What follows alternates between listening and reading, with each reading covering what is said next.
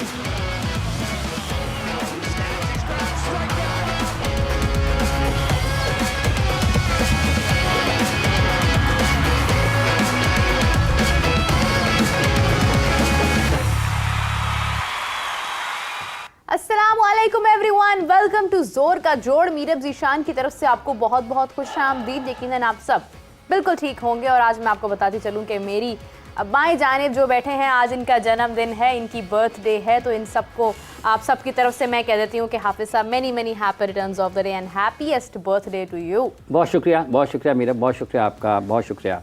आज के दिन हाफिज साहब दुनिया में आए थे और हाफिज साहब उस वक्त तो आपको पता भी नहीं होगा आपने जोर के जोड़ में बैठे होना। देखें जी, और आज के दिन तक दुनिया में है ये सबसे अच्छी बात है।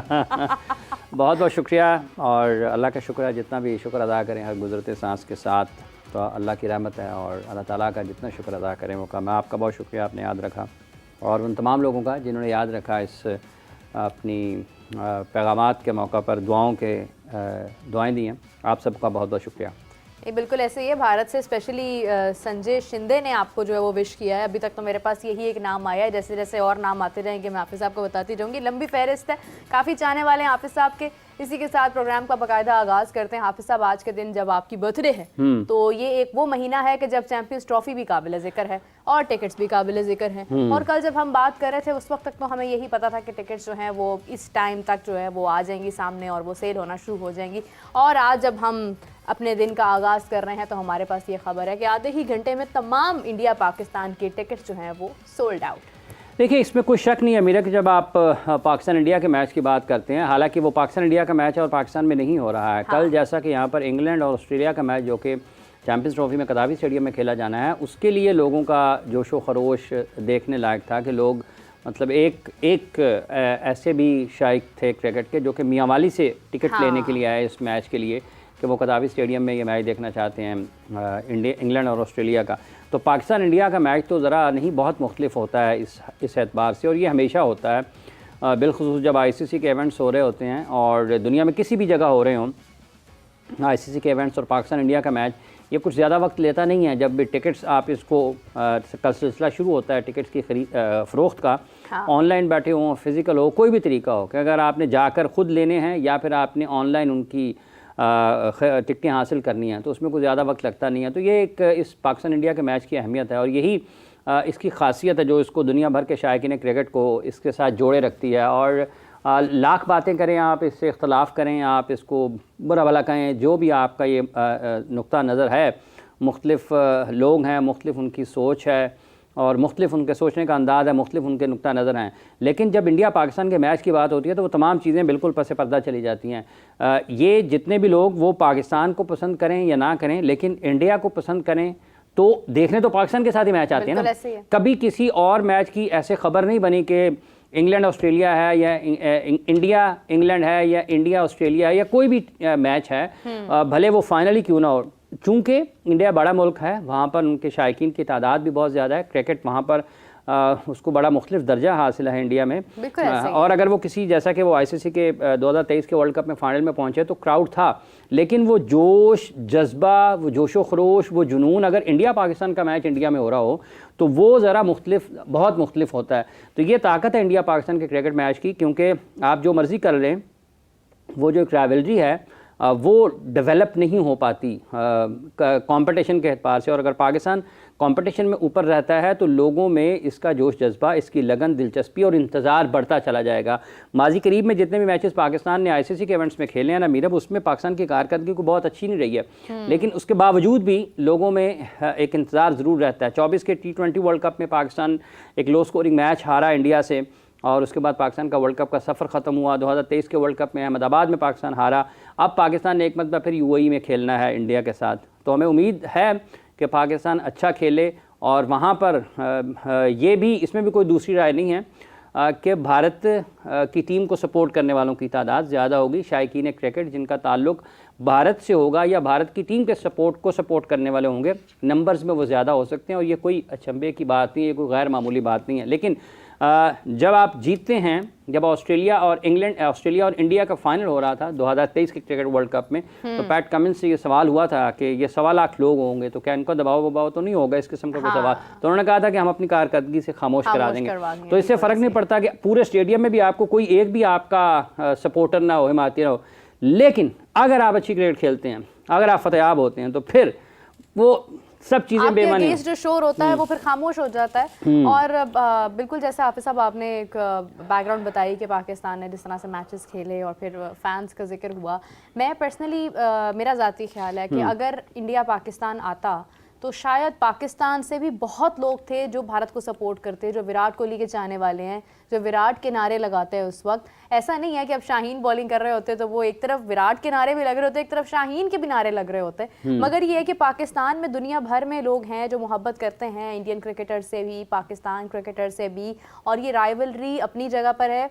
इसका जो एक हुस्न है, इसकी जो एक तादाद है, लोगों के चाहने की जो तादाद है वो बहुत ज़्यादा है। और यूएई वैसे भी एक जाना जाता है एक हब रहा है हमेशा से, वहाँ पर मैचेस पाकिस्तान के होते आए, तो पाकिस्तान को एक ये भी बेनिफिट हासिल है कि यूएई उनके लिए कोई नई क्रिकेट ग्राउंड नहीं है, लेकिन जिस अंदाज के, जिस एक्सपीरियंस के प्लेयर्स हैं, कोई फ़र्क पड़ता नहीं है। अगर कोई बिल्कुल नई जगह भी होती है तो इनको खेल कर परफॉर्म करना चाहिए और साबित करना चाहिए कि एक्सपीरियंस्ड क्रिकेटर्स हैं। स्क्रीन पर एक नंबर आपको शो हो रहा होगा जिस पर कॉल करके आप हमारे साथ लाइव कॉल्स का हिस्सा बन सकते हैं और मेरे से, हाफिज साहब से सवालों जवाब का सिलसिला कर सकते हैं। तो कॉल कीजिए और हमारे साथ लाइव कॉल्स का हिस्सा बनिए। प्रोग्राम का आपने हिस्सा बनना है और अभी प्रोग्राम का हिस्सा बन रहे हैं हमारे नुमाइंदा जनाब कादिर ख्वाजा साहब, जो कि इस वक्त मौजूद हैं गनी इंस्टीट्यूट ऑफ क्रिकेट में, जहां पर पाकिस्तान टीम प्रैक्टिस कर रही है। कादिर साहब, अस्सलाम वालेकुम।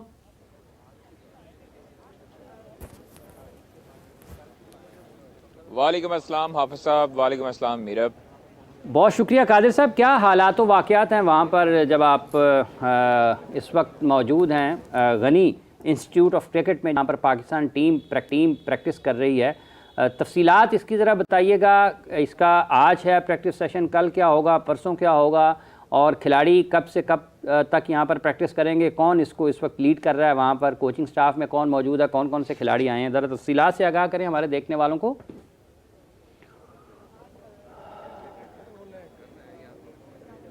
अच्छा, गनी इंस्टीट्यूट में जैसे ही पाकिस्तान टीम की आमद होती है तो वो किसी जो है वो एक थ्रिलिंग फिल्म से, एक्शन से भरपूर जो है वो एक एंट्री होती है और बड़ा सख्त प्रोटोकॉल में, सख्त सिक्योरिटी हसार में उनको यहाँ पर गनी इंस्टीट्यूट में लाया जाता है। और डीएचए में इस ग्राउंड में जब पाकिस्तान टीम के जो होते हैं सिनेरियो, अभी जो है वो सिनेरियो मैच चल रहा है जिसपे बाबर आजम और फ़खर जमान तो सिनेरियो मैच में आउट हो गए, जिनमें एक को नसीम शाह ने आउट किया, फ़खर जमान को, और जबकि बाबर आजम को जो है वो शाहीन शाह अफरीदी ने सिनेरियो बेस्ड मैच पे आउट किया। अभी इस टाइम में आपको बताते हैं कि थोड़ी देर पहले जो है वो अगर मेरे कैमरामैन दिखाएं उमर अजीम, तो वहाँ पर जो है इस वक्त practice match, scenario based practice match चल रहा है जिसमें कामरान गुलाम और सऊद शकील जो हैं वो बैटिंग कर रहे हैं, जबकि दूसरे एंड पर जो है वो बॉलिंग जो कमान है वो संभाली है अब अबरार अहमद ने, फ़हीम अशरफ और शाहीन शाह अफरीदी, और इसका मोहम्मद हसनैन ने, नसीम शाह ने। तो इससे पहले जो है वो फील्डिंग ड्रिल्स कर रहे थे और जो साइमन ड्रेक्स हैं वो उनको फील्डिंग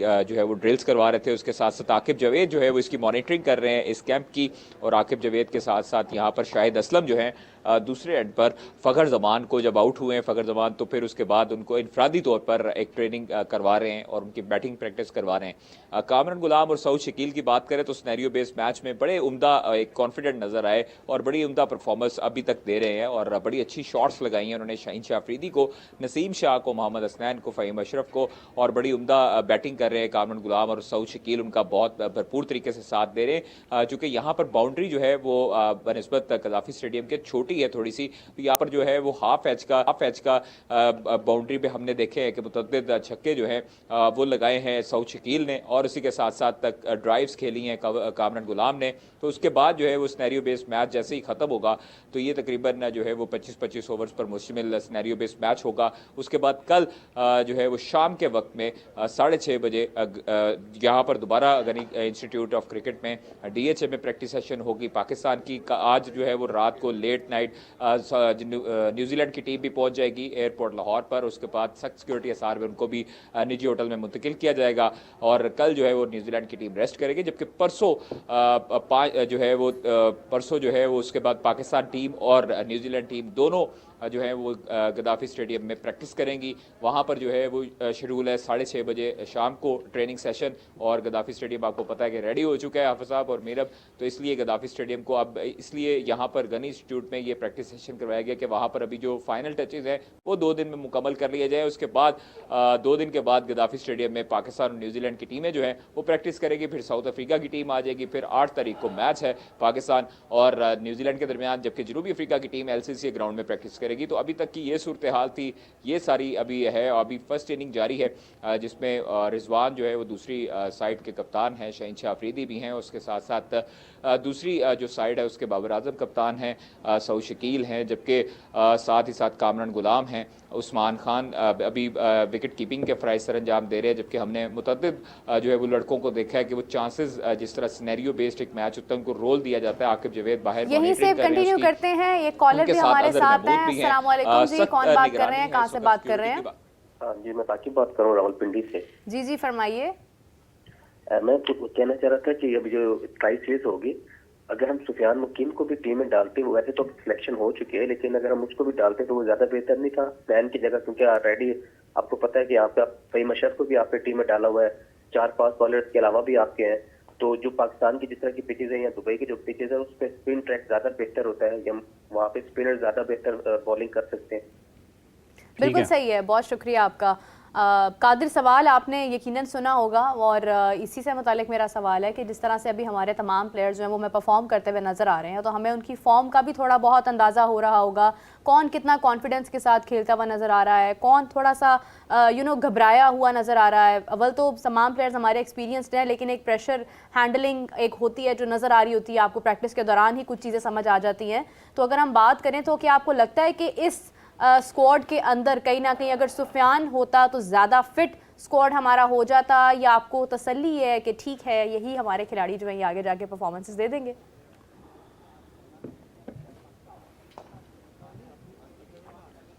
देखिए, हमने मुतअद्दिद मरतबा ये बात अपने प्रोग्राम में कही कि सुफियान मुकीम ने जिस तरह परफॉर्मेंसेस दी हैं और जिस तरह उन्होंने डेब्यू में परफॉर्मेंस दी है और जिस तरह उन्होंने विकेट्स ली थी, तो बड़े अच्छा एक उन्होंने बॉलिंग का मुजाहरा किया था और एक कॉन्फिडेंट नज़र आए थे। हालांकि जो डेब्यू में जो प्रेशर होता है वो देखने के काबिल होता है, और इसी वजह से मेरा ख्याल ये है कि सुफियान मुकीम को जो है वो चांस देना चाहिए था। लेकिन अब चूंकि सिटी ने सिलेक्ट कर लिया है, एक पूरी टीम स्क्वाड एक मुरतब कर लिया है, तो उसके बाद जो अब स्क्वाड है उसकी फॉर्म को देखना चाहिए। आज सिनेरियो बेस्ड मैच में फ़खर जमान ने जिस तरह शुरू में जो है वो अच्छी बैटिंग की और प्रैक्टिस की, उसके बाद से जो है वो हमें नज़र आया कि फ़खर थोड़ी सी फॉर्म में दिखाई देते हैं। लेकिन नसीम शाह भी क्वालिटी फास्ट बॉलर हैं, शहीन शाह भी पूरी दुनिया में उनका नाम है, और इसी तरह जो है उन्होंने जिस तरह बॉलिंग की, नपी तुली बॉलिंग करके बाबर आजम को भी आउट किया और फ़खर जमान को भी आउट किया, तो हमारे बॉलर्स भी जो है वो देखने में यही आ रहा है कि अभी फुल फॉर्म में है। और शहीनशाह अफरीदी का जिस तरह रिदम है, जिस तरह नसीम शाह का रिदम है, अभी हसनैन ने आना है, उनका स्पेल आएगा, फ़हीम अशरफ जो है वो अभी अपना स्पेल करेंगे, तो हमारी टीम जो है वो कदरे बेहतर दिखाई दे रही है। और आज पहला उनका ट्रेनिंग सेशन है, जबकि सिनेरियो बेस्ड बैच जो है वो आज अभी गन इंस्टीट्यूट में जारी है। इसके साथ साथ कल भी ट्रेनिंग सेशन है, फिर परसों भी है, और फिर 8 तारीख को जो है वो पाकिस्तान का ODI मैच है। तो ODI के हवाले से अगर बात करें तो ODI में थोड़ा सा सिमिलर टू टेस्ट क्रिकेट है, जिसमें आपको पेशेंस भी चाहिए होता है, आपका रिदम भी अच्छा चाहिए होता है, आपकी फिटनेस भी चाहिए होती है, आपकी फॉर्म भी चाहिए होती है। तो इसलिए मैं समझता हूं कि जो अभी स्क्वाड है उसमें थोड़ी सी सीनियरिटी बेस जो है उसको तजर्बे को ज़्यादा तरजीह दी गई है कि एक बड़ा टूर्नामेंट है, बड़ी टीमें होंगी, 8 टीमें जो हैं वो बड़ी होंगी, तो उनके साथ मुकाबला जो है वो भी बड़े होंगे। तो इसलिए पाकिस्तान इंडिया, पाकिस्तान न्यूजीलैंड, पाकिस्तान बांग्लादेश को मद्देनज़र रखते हुए ये स्क्वाड मुरतब किया गया है, तरतीब इसको दी गई है। जबकि सुफियान मुकीम जिनका मेरे मुताबिक पाकिस्तान स्क्वाड में जगह बनती थी, और वो इसलिए शायद उसको नहीं लिया होगा या उनको पिक नहीं किया क्योंकि इब्रार अहमद एक सीनियरिटी है, एक्सपीरियंस है, और इब्रार अहमद के बाद जो है वो अगर हमने खुशदिल शाह की बात करें, सऊद शकील भी पार्ट टाइम स्पिन बॉलिंग कर लेते हैं, हमारे पास सलमान अली आगा हैं वो भी बॉलिंग कर लेते हैं, तो उनके मुताबिक अगर ऑलराउंडर को ज़्यादा तरजीह दी गई, ऑलराउंडर को बढ़ाया गया, और इसके साथ साथ फ़हीम अशरफ को भी ऑलराउंडर पर तरजीह दी गई। इसलिए कादिर साहब, फ़हीम अशरफ का आपने जिक्र किया है, फ़हीम भी बॉलिंग कर रहे हैं, फ़हीम को कोई विकेट मिला है? फ़हीम की पेस आपको कैसी लगी है? फॉलो थ्रू, रिदम, सब चीज़ें अगर आपने उनको बॉलिंग करते हुए देखा हो?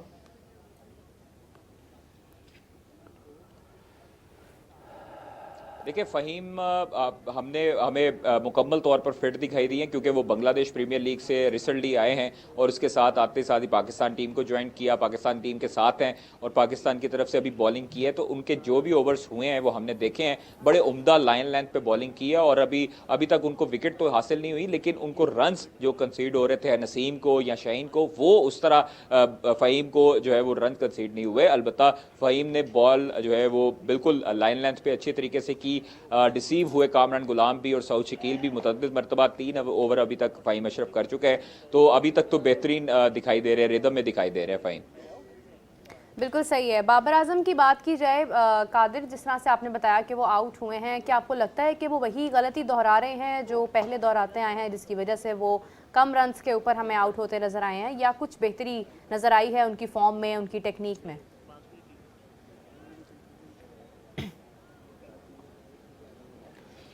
देखें, बाबर हमेशा से ही उसी बॉल पे फंसता है जो उनकी मुतअद्दिद मरतबा नोट की गई है, चाहे वो स्पिन बॉल हो या फास्ट बॉलर की बॉल हो। अंदर आते बॉल पर बाबर जो है वो थोड़ा सा घबराता है, लैक करता है, जिसकी वजह से उसको काफ़ी हद तक आउट करने का सामना होता है और परेशानी भी होती है खेलते हुए।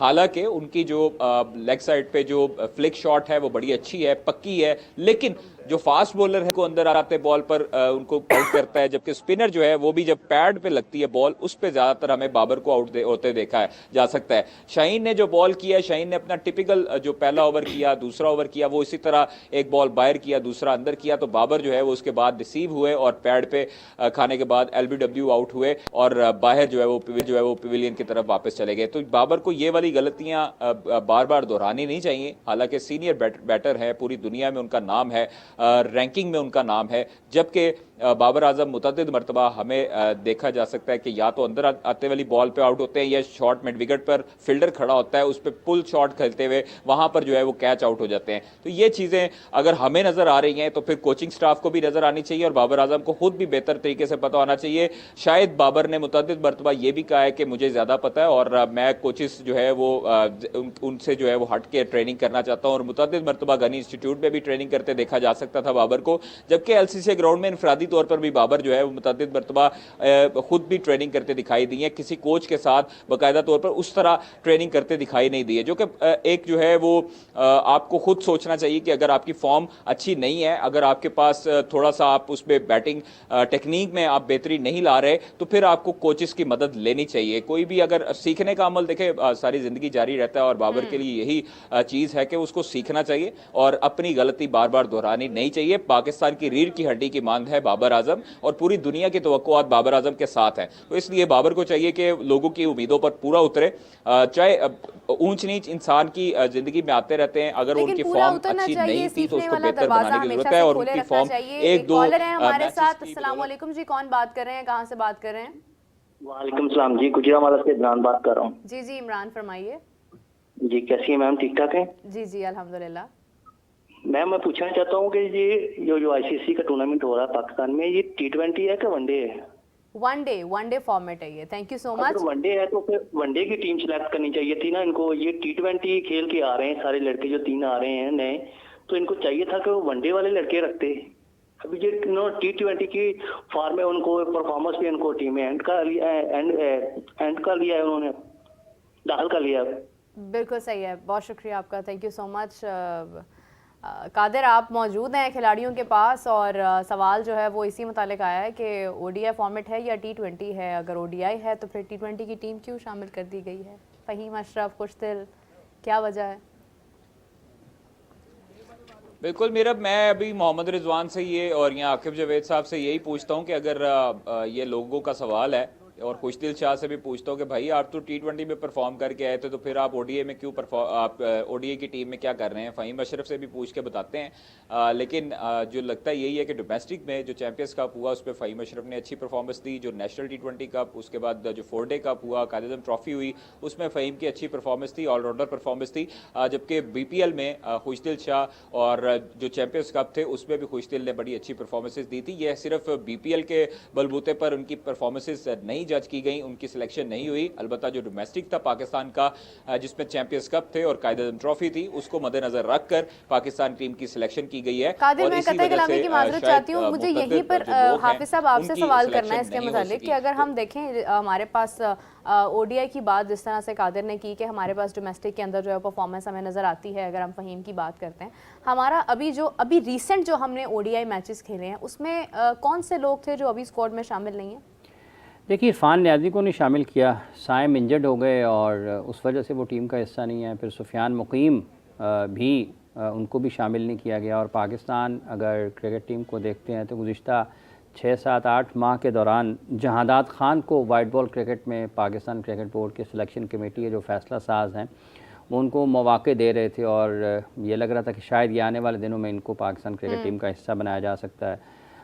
तो ये वो खिलाड़ी हैं, जैसे खुशदिल शाह आए हैं अचानक से, ठीक है, फिर आप फ़हीम अशरफ नज़र आ गए हैं, और उसके साथ साथ आपको इनके साथ क्या इनका नाम है, उस्मान खान नज़र आ गए हैं। और डोमेस्टिक तो आपको पता है हुए भी काफ़ी महीने गुजर गए हैं, तो अभी तो हमें करीब तक देखना चाहिए था। और ये जो खिलाड़ी हैं, अगर इन तमाम खिलाड़ियों को देखते हैं तो इनकी कोई ऐसी इंटरनेशनल क्रिकेट में कोई बहुत शानदार परफॉर्मेंसेस नहीं है पहले भी। अगर किसी के 199 इंटरनेशनल रन्स हैं और उसकी 3, 4, 5 साल की क्रिकेट है, तो फिर क्या उसने कोई बहुत ही हैरानकुन खेल का मुजाहरा किया दुनिया भर में जहाँ कहीं भी गए, और डोमेस्टिक क्रिकेट में भी। और किसी के अगर 228 या 230 रन इंटरनेशनल क्रिकेट में 8-10 साल की, और अगर उसके बावजूद भी अगर फर्स्ट क्लास क्रिकेट का कोई रेफरेंस देता है या किसी भी क्रिकेट का कोई रेफरेंस देता है, तो क्या मतलब कोई ऐसी हैरानकुन कारकर्दगी का मुजाहरा किया है कि जिसके बाद आपको लगे कि यार बहुत ही, अभी देखें ना, अभिषेक शर्मा ने 100 किया है, तिलक वर्मा ने, क्या ऐसी बॉलिंग के ख़िलाफ़ किसी ने ऐसी बैटिंग की है इस एतमाद के साथ, इस सलाहियत के साथ और इस रफ्तार के साथ? अगर किसी ने रन स्कोर किए हैं इस तरह की क्रिकेट में, वो सवालिया निशान है पाकिस्तान क्रिकेट टीम की इस कारकर्दगी के हवाले से। लेकिन अब चूँकि टीम मुंतखब हो चुकी है, अब ये रोज़ाना की बुनियाद पर बातें होनी हैं, चूँकि आपने एक वो रूट इख्तियार किया है, वो रास्ता इख्तियार किया है जिस रास्ते में आपको पत्थरों के इम्कानात ज़्यादा हैं और आपके गड़े ज़्यादा पड़े हुए हैं, ठीक है, सड़क आपकी बनी नहीं हुई। तो ये वही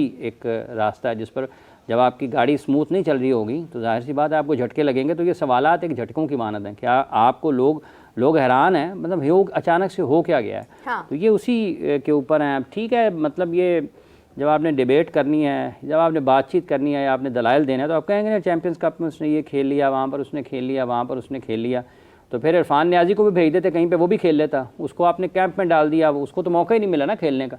तो वो तो कैंप में स्ट्राइकर फोर्स के, तो उसको भी किसी जगह भेज देते, हो सकता है वो भी रन कर जाता, फिर आप किसी और को भेज देते। यहीं पे मेरा सवाल है कादिर, मैंने हाफिज साहब से इसलिए थोड़ी बैकग्राउंड जानने की कोशिश की कि शायद मैं कहीं गलती कर जाऊं, लेकिन अगर हम देखें जब चैंपियंस कप का फॉर्मेशन जिस तरह से, जिस अंदाज में की गई है, जो फॉर्मेट रखा गया कि आपने पहले फैसलाबाद में 50 ओवर्स का मैच करवाया, उसके बाद आपने T20 का मैच करवाया राइट बिफोर चैंपियंस ट्रॉफी, लेकिन शायद उस वक्त जहन में ये होगा कि हम इस अंदाज में इसको लेकर चलते हैं चैंपियंस कप को, के चलें 50 ओवर्स का मैच खेलकर सीरीज़ की प्रैक्टिस हो जाएगी, जो हमारी ODI सीरीज़ आगे आनी है, और जब वक्त आएगा तो हम T20 का जो फॉर्मेट है वो आगे रख लेते हैं, तो 50 ओवर्स का मैच खेलते हुए हमारी प्रैक्टिस तो हो ही रही होगी। लेकिन अगर हमने 50 ओवर्स के उन सीरीज़ के अकॉर्डिंग हमने अगर सिलेक्शन करनी थी चैंपियंस ट्रॉफी की, या हमने चैंपियंस कप को माइंड में रखते हुए अपनी सीरीज़ का एक कॉम्बिनेशन बनाना था, तो फिर हमने उसी कॉम्बिनेशन को कैसे तोड़ दिया राइट बिफोर चैंपियंस ट्रॉफी?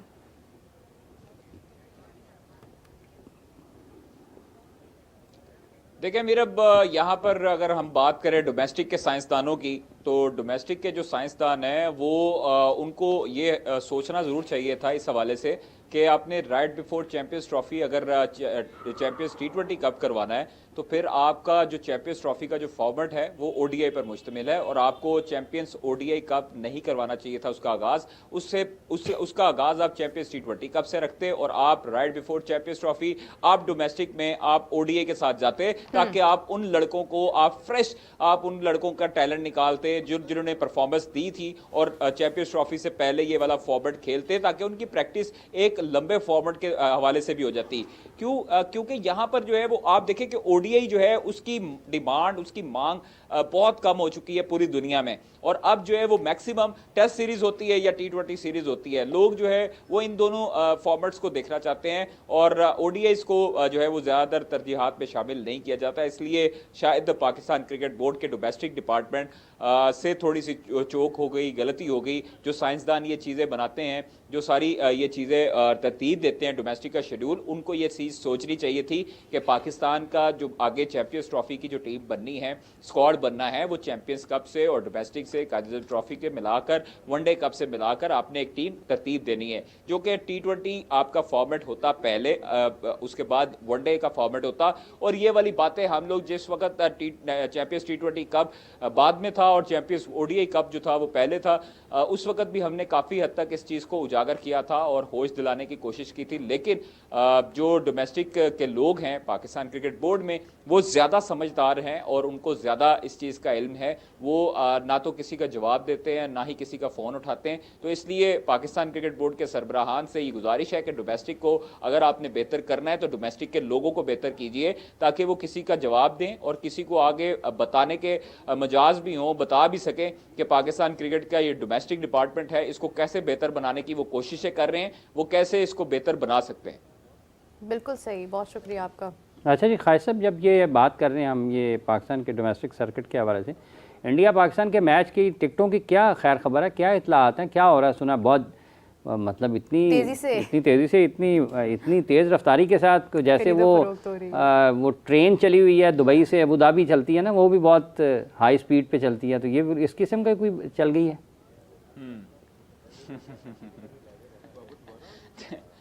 हाफिज साहब, पहले 50 मिनट में पाकिस्तान इंडिया के जो 23 फरवरी को होने वाला मैच है दुबई में, उसकी तमाम टिकट्स सोल्ड आउट हो चुकी थी हर इंक्लूयर की। और उसके बाद जो है वो इंडिया के हर मैच की टिकट जो है वो अब सोल्ड आउट है। और दुबई में सारे जो मैचेस हैं, बांग्लादेश के साथ है, जो पाकिस्तान के साथ है और एक और टीम उनके साथ है, तो वो सब टीम जो है न्यूजीलैंड के साथ, वो सारी जो मैचेस हैं वो सब पैक हैं और सब सोल्ड आउट हो चुके हैं। तो दुबई के लोगों ने बिल्कुल, पूरी दुनिया से लोग जो है वो इस लाइन में बैठे थे, पाकिस्तान का मैच हो और फिर इंडिया के। आपको पता है कि आवाम जो है वो ज़्यादा होती है बनिस्बत पाकिस्तान के। जब भी आप स्टेडियम में मैचेस देखते हैं तो ब्लू शर्ट्स आपको ज़्यादा नज़र आती हैं। तो बिल्कुल जो मैचेस उनके इंडिया के थे वो सब दुबई के टिकट सोल्ड आउट हो चुके हैं और अब कोई भी टिकट जो है वो दुबई के मैचेस की अवेलेबल नहीं। पाकिस्तान और इंडिया का जो मैच है उसकी टिकट्स 50 मिनट में सारे के सारे फ़रोख्त हो गए। और ये इसकी जो आमदन थी, गेट मनी, उसका क्या बना है ख्वाहिश साहब? उसकी कोई इत्तला मिली है कि वो किसके खाते में जाएगी?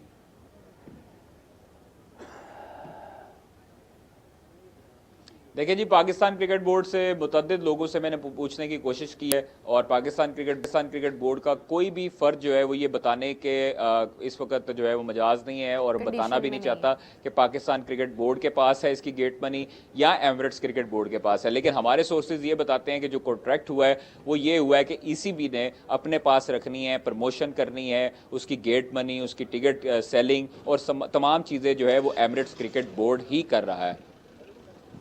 अफसोस की बात है वैसे कादिर, कुछ लोग ये भी कह रहे हैं कि शायद हमारे पास इतने वसाइल नहीं थे कि हम इस बार जो है वो रेंट के ऊपर ले सकते ग्राउंड। इस वजह से हमने ये पेशकश जाहिर कर दी और हमने मान ली उनकी बात कि हाँ ठीक है, आप पाकिस्तान इंडिया के मैचेस की गेट मनी रख लें और इसके बाद जो है वो हम क्योंकि रेंट इस टाइम देने की कंडीशन में नहीं है तो हम इस तरफ चले जाते हैं। और एक सवाल मेरा और था कादिर कि क्या इंडिया के तमाम मैचेस फिर एमिरेट्स क्रिकेट बोर्ड के पास ही होंगे?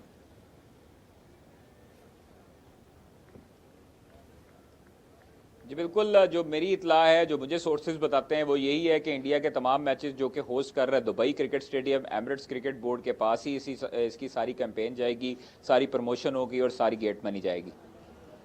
अच्छा ख्वाजा साहब, जब हम पाकिस्तान में चैम्पियंस ट्रॉफ़ी की तैयारियों के हवाले से बातचीत करते हैं तो ये जो स्टेडियम है ये कब तक यहाँ से बिल्कुल काम ख़त्म कर दिया जाएगा? क्योंकि आज 4 तारीख़ है, कल 5 है और फिर 8 को पाकिस्तान का मैच भी है। कल भी जिस जगह पर आप इस वक्त मौजूद हैं यहीं पर दोबारा ट्रेनिंग सेशन होना है, प्रैक्टिस होनी है, लेकिन कल के बाद फिर 6 तारीख होगी। तो कब तक ये तमाम चीज़ें जो कदाफ़ी स्टेडियम की हैं तामीराती काम के हवाले से वो बिल्कुल सिफर हो जाएगा और उसमें क्रिकेट की एक्टिविटी, क्रिकेट की खेल की सरगर्मी? हाफिज साहब, कल तक जो है वो कल तक डेडलाइन तकरीबन है और सारे काम मुकम्मल कर लिए गए हैं, इसको फिनिशिंग कर दी गई है। कल जो है वो हैंड ओवर कर दिया जाएगा पाकिस्तान क्रिकेट बोर्ड के अहदेदारान को और तमाम मजदूर जो हैं वो छुट्टी करेंगे। कल से आपको मजदूर वहाँ पर नज़र नहीं आएंगे। PHA ने बेहतरीन वहाँ पर जो है वो सजावट कर दी है, फूल लगा दिए हैं, घास लगा दी है और बेहतरीन तरीके से जो है वो कारपेटिंग हो चुकी है रोड्स की।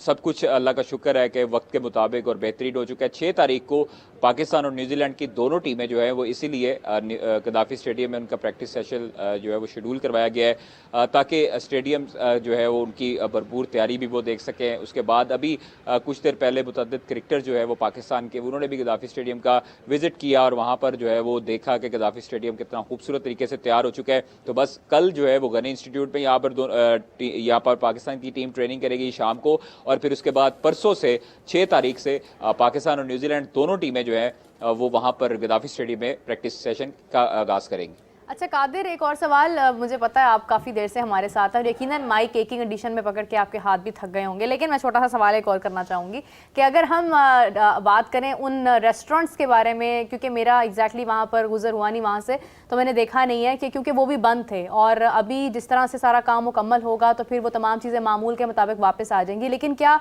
वो रेस्टोरेंट्स अभी भी वैसे ही हैं या वहाँ पर कुछ तब्दीली कर दी गई है, उनको बंद कर दिया गया है, PCB के अंडर कर दिया गया है, उसकी क्या सिचुएशन है?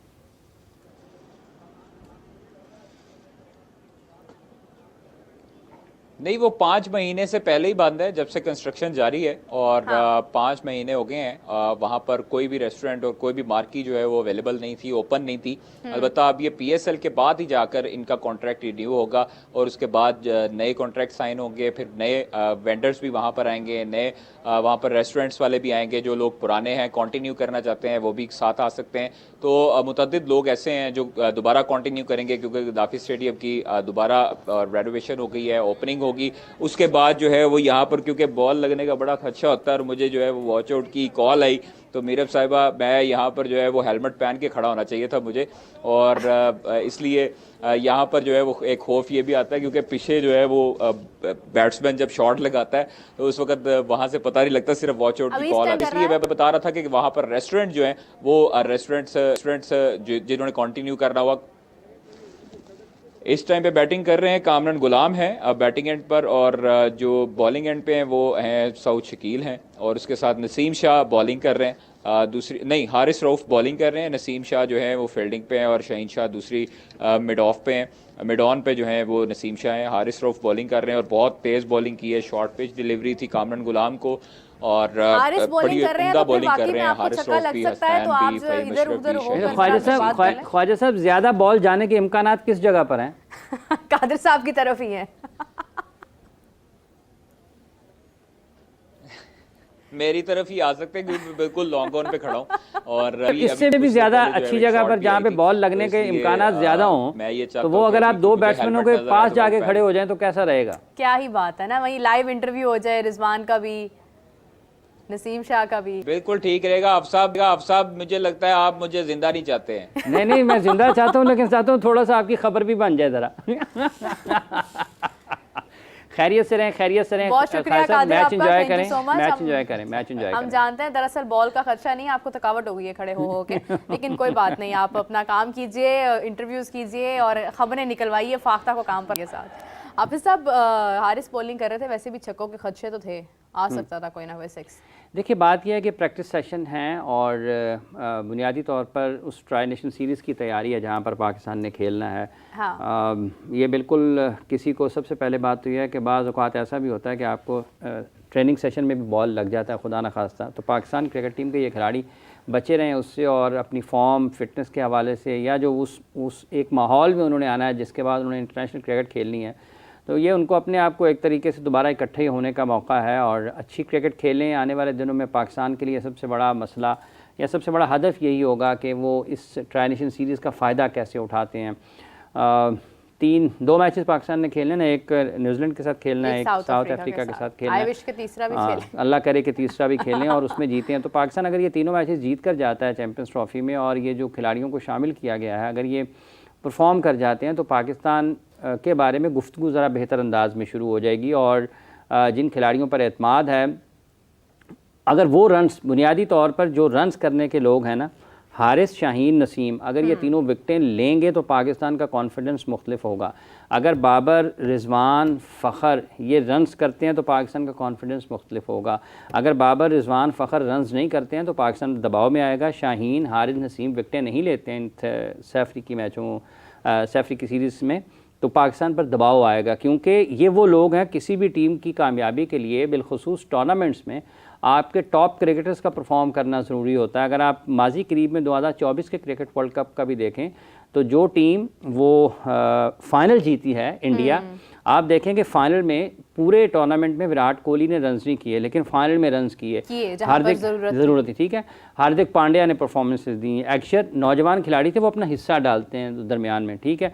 सूर्या कुमार यादव ने वो कैच किया उसका, आज भी लोग, ऋषभ पंत अपना किरदार अदा करते रहे, हाँ, रोहित शर्मा जो है वो रन्स करते रहे, ठीक है, हाँ, जसप्रीत बुमराह विकेटें लेते रहे। तो जब आपने टूर्नामेंट जीतना है तो टूर्नामेंट जीतने के लिए आपके टॉप क्रिकेटर्स की परफॉर्मेंसेस बहुत ज़रूरी होती हैं, वो कॉन्फिडेंस डिफरेंट लेवल पर जाता है। तो अगर पाकिस्तान के ये खिलाड़ी इन मैचेस में 2 और उसके बाद अगर फाइनल में जाते हैं तो फाइनल ये खेल कर जीत कर अच्छी कारकर्दगी के साथ ऊपर जाते हैं, आगे चैम्पियंस ट्रॉफी का पहला मैच की तरफ जाते हैं तो पाकिस्तान के लिए अच्छा होगा।